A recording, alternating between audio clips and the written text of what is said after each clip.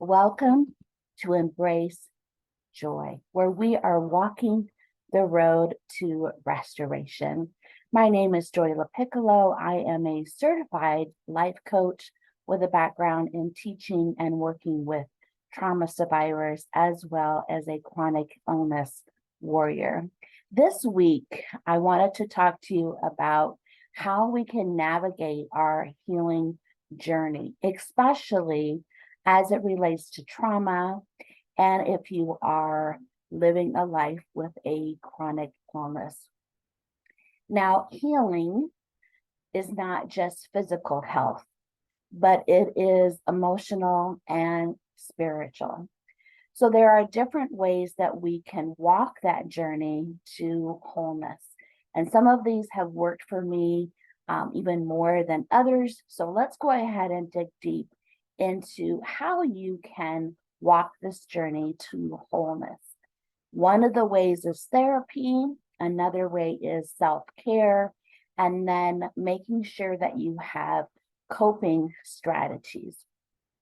So with therapy, sometimes that is looked down on by different churches and some pastors. Some people say that prayer is the only answer to the pains of life.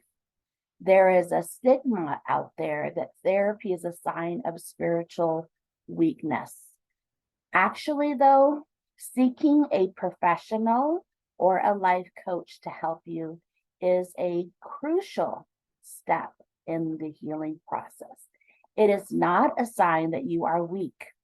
It is actually a sign of strength because you are casting off pride to ask for help. Therapy can show us the power of God's grace and the fact that He is the great physician and He is here to heal us, again, physically, emotionally, and spiritually. Proof of that is in Proverbs 11:14, which states, "For lack of guidance, a nation falls, but victory is won through many advisors." Early on in my walk with God, I actually had a pastor who recommended using therapy to process my trauma. Having that Christian therapist was a safe space to explore all of the emotions that I was going through, the thoughts and the experiences that I had had. It helped me to understand what a healthy relationship was and unhealthy relationships and experiences. And I hope that's the case for you. We can actually learn from Jesus through the way He offered love and forgiveness, but with boundaries. Therapy takes a look at the suffering that we have in life, the feelings of loneliness, fear, and then walking through that pain as we process trauma. So don't be afraid of reaching out for help and seeking therapy, either from a professional counselor, but maybe having a life coach can help you process that as well. The next step in a journey for wholeness is focusing on self-care. We need to take care of our body, mind, and spirit, because by taking care of ourselves, we are allowing us to better serve God, to be able to be there to glorify Him and help others. Physically, my question to you is, are you doing everything to ensure that your body is having the right fuel to run? Each one of us has gaps in our nutrition, either vitamins, minerals, antioxidants. No matter how much we can chop, dice, we just are not getting everything that we need. So if we don't have the fuel, physically, we're going to be run down and not able to live for God. So the first thing that I do is I make sure that I have the right nutrition. Now, again, I don't eat as healthy as I should. And even if I did, I would still have those nutrition gaps. So what I do is I have found a company called Relive that has balanced nutrition that the body is able to absorb. If you are interested in learning more about that particular type of nutrition to be whole, reach out to me. I am actually offering right now a 20% discount on your first order, and that will expire at the end of November, November 2023. Emotionally, it is also time to accept yourself. That will help you walk into wholeness. No judgment, no criticism. Rather, we need to honor ourselves and embrace our strengths and weaknesses. No, we are not perfect, but we are not a failure. When you accept yourself, it actually lowers your stress and anxiety because it sets you free to actually live a happier life despite the challenges that we have in our life. And those challenges aren't going away, even if we're on that journey to wholeness. And I'm sure that you are aware of that. As part of not just accepting yourself emotionally, don't forget to have an attitude of gratitude. And this is not just something that you do because it's Thanksgiving holiday, but that attitude of gratitude you have all year round. A couple of years ago, some friends of mine put together a gratitude jar, and we decorated it on Thanksgiving. And the goal was to put slips of paper in that jar whenever we had something to be grateful for. So when we were having a bad day, we could pull out one of those slips and remind ourselves that there are things that we can be grateful for. Author Ruthie Ridley states, having an ongoing conversation throughout the day with God is how she stays whole. Simply giving him thanks and recognizing all that I have to be thankful for. So that is what she does as on her journey to wholeness. How we cope with trauma can be challenging. So we need to have strategies in place before the stress and anxiety creeps in. So that's another thing that we need to focus on this journey to wholeness is coping skills. It is important, especially if you are living with a chronic illness. It's okay to notice your thoughts. What are they telling you? Sometimes when you're dealing with a chronic illness, those thoughts, especially if the medical community has been speaking these words over you, sometimes you can think, oh, there's nothing that I can do.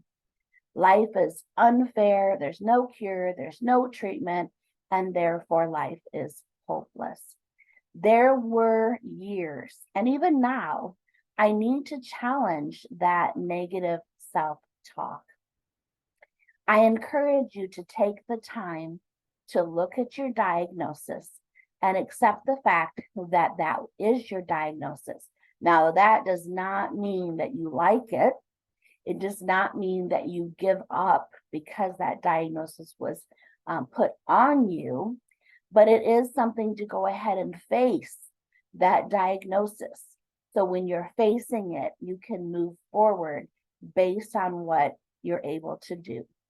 So it may be that you're not able to do the things that you used to do in the way that you wanted to, but you can still cope with your illness and especially ask for assistance from others.